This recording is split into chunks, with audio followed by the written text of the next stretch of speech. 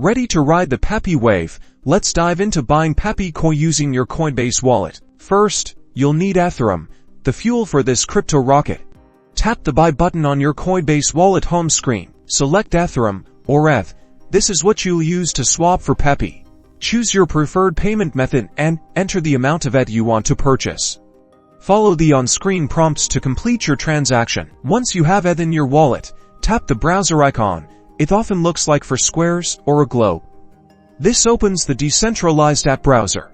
Now, you'll need to access a decentralized exchange or DEX that lists Pepe. Popular choices include Uniswap or SushiSwap.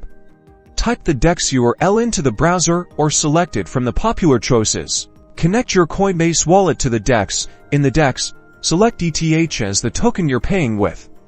Then, find Pepe Coin. You may need to import the Pepe Coin contract address to find it. Enter the amount of ETH you want to swap for Pepe. Review the transaction details, including slippage and gas fees, then click Swap. Your Coinbase wallet will prompt you to confirm the transaction.